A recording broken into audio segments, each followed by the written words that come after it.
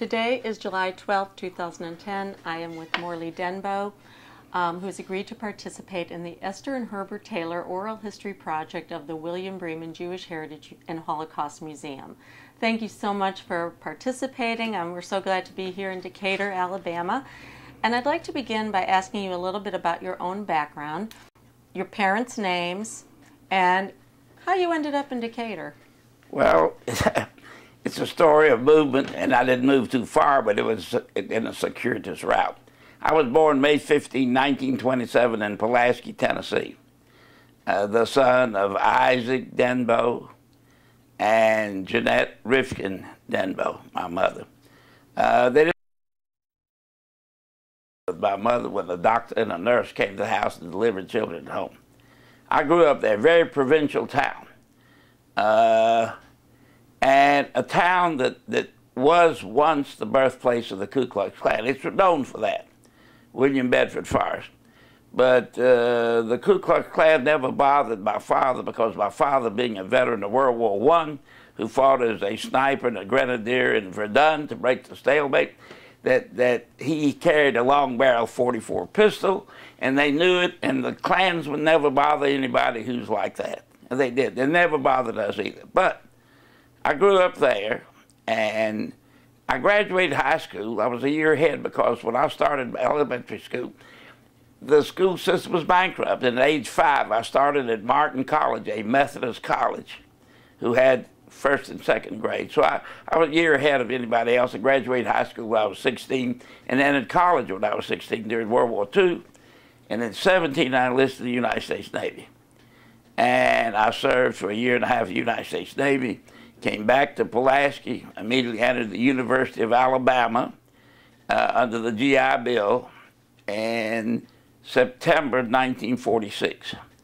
And there I met my first wife, Barbara Palkes, from Bristol, Virginia. How do you spell that last name? P-A-L-K-E-S.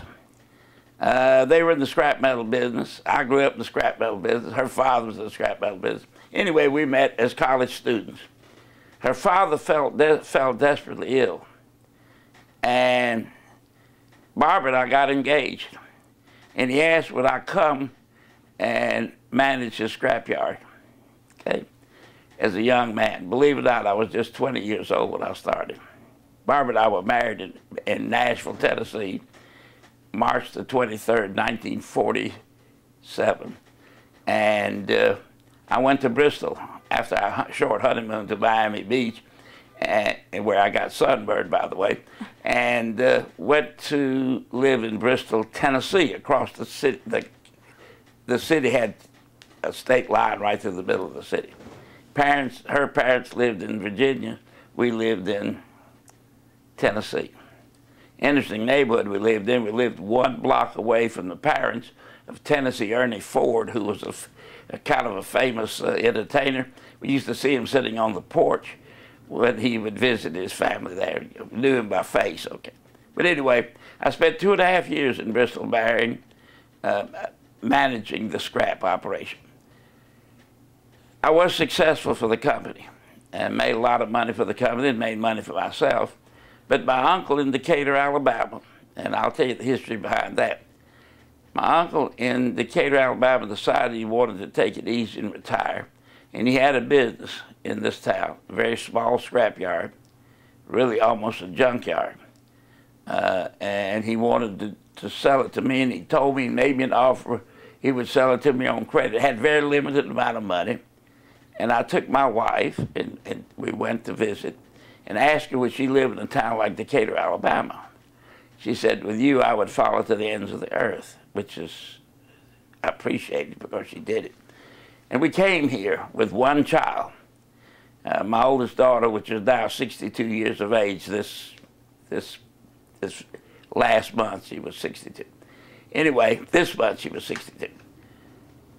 We came here to live, and with a very limited amount of money, we really struggled. But they called me because of 2 or 3 transactions I, as a young man, made here at age 23 and a half, 24 and a half, 25.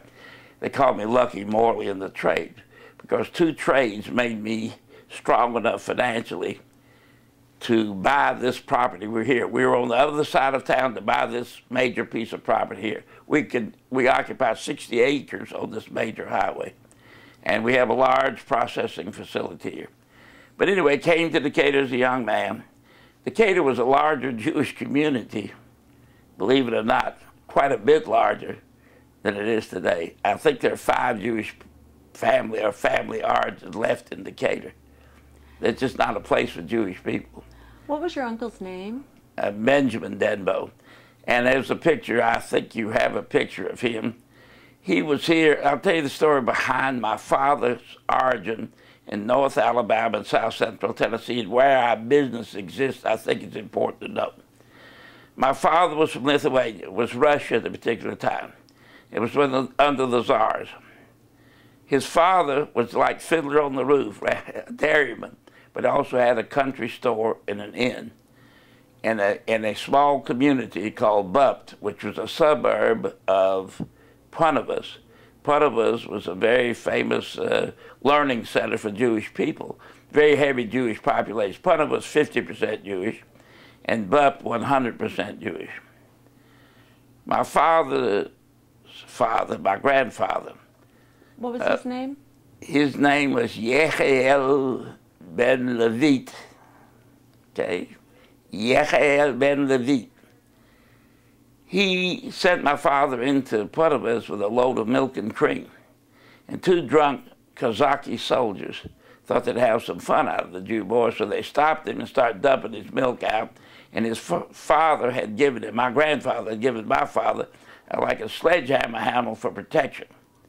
Well, he knocked him in the head. He didn't kill them, but he knocked him in the head, knocked him out. And he turned around and went back to his father. It's a death sentence for a Jew to hit a Russian soldier. And he told his father, and in an underground railroad, he disappeared through Hamburg, New York, and to Athens, Alabama, where his brother, Benjamin Denbo, resided, 1907. And your father's name was? Isaac. There was a depression in 1907, and my uncle Ben Denbo was not a rich man, he was a poor man. So before they started a business together, he got my father a job as a hod carrier. A hod carrier is the man who carries the V-shaped wooden thing with a post and carried bricks up the scaffold and mortar up the scaffold to the bricklayer. Very interesting, that job was the best job in Athens in the Depression of 1907. It paid 6 cents an hour, 10 hours a day, 6 days a week. My father always told me that 25 or 30 men standing outside the gate in case somebody got fired, so they get a job at 6 cents an hour. So there were tough times in my father's side. But after that, they started in business together. My uncle in the mule business, my father in scrap iron. Scrap iron was old horseshoes, mule shoes, wagon tires, wagon hub plow points, very small type of business. 30,000 pounds was a carload of scrap in those days. Today, 200,000 pounds is a carload of scrap, so different times. And this first business, the mule business and the scrap business, was in Athens? In Athens, Alabama. And it was successful, too. My father then made money, and he split away from his uncle and went to Huntsville, Alabama, and opened up his own business, handling scrap iron, hides, poultry, furs, called the Tennessee, he called it the Tennessee Poultry Company in Huntsville, Alabama. And he was successful in that business, and it lasted until he was told he was going to be drafted into the Army in World War I, immediately when they called for the draft. So he sold his business to Louis Miller, who was a friend of his from Russia. He met in 1916. In 1917, he sold him the business. My father went to war. And he never shot a gun in his life. But after 3 months in service, he was so good at it, they made him an expert rifleman. They made him a sniper. And a grenadier was one who shot a bottle grenade off a rifle. And in 3 months, he was moving into the front in Verdun, where they broke the stalemate, where over 1 million men had already died at Verdun at the stalemate. And he moved in there. And as you know, we were successful there. And he was successful. He never talked about it, but his job was to do away with the German machine gun nests that destroyed, before we got there, killed 400,000 British soldiers. Anyway, that's where he was. After he got out of service, he came back to Decatur, Alabama, and went into business here. And in the Depression of 1921, he decided to leave here and went to Pulaski, Tennessee, and opened up his business in Pulaski. And that's the reason I was born in Pulaski. The story continues. He was successful in Pulaski. And in 1923, in 1921, in the summer, he dated my mother, who came down from Boston to visit her family in Birmingham. 1922. In 1923, in June, they were married in Birmingham, Alabama. My grandmother came down from Boston. What synagogue? Where were they married? I can't really tell you. Don't know. I think they were married in a hotel, at a hotel wedding. It was called the Hillman Hotel, right across from the old Tutwiler Hotel. And that's where they spent their honeymoon night, by the way. You didn't travel there.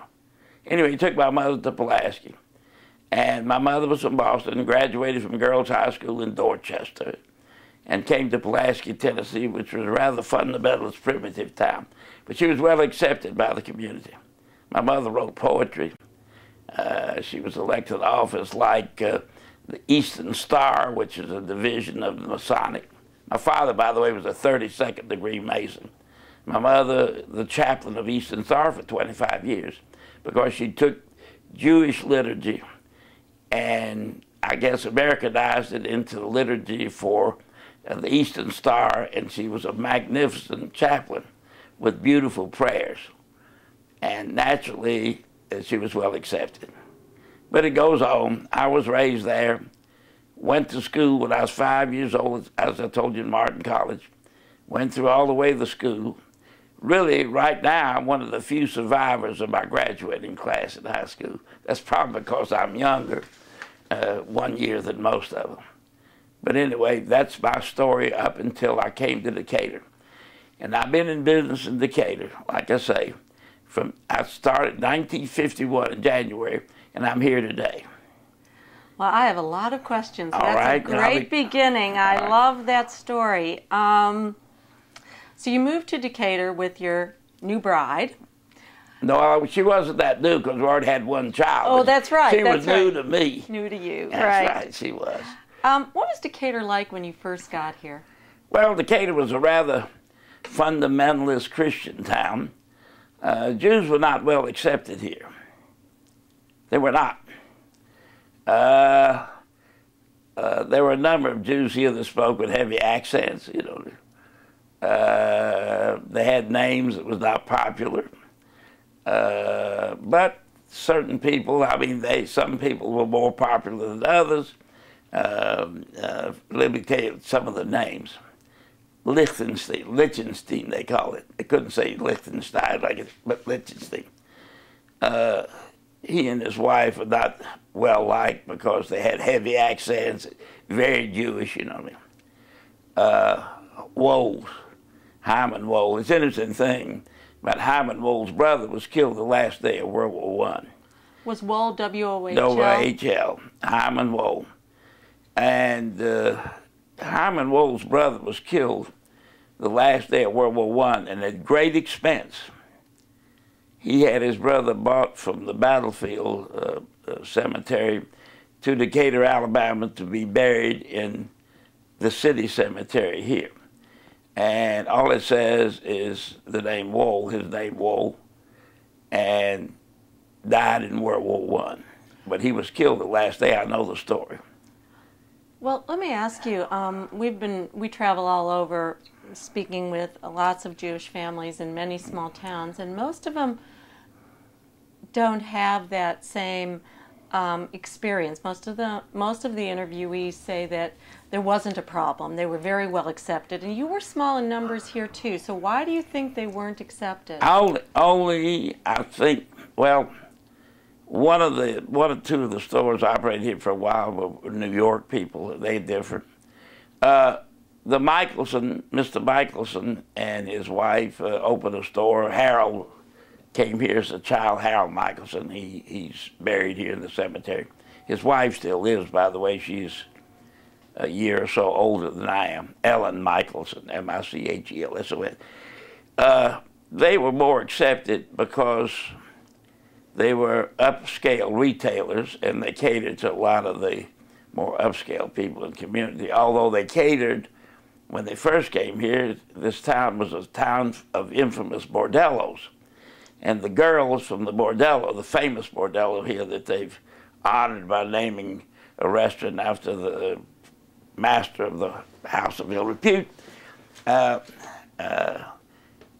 those girls used to shop specifically at Michelson because they catered to them with the fancies. You know what the fancies are?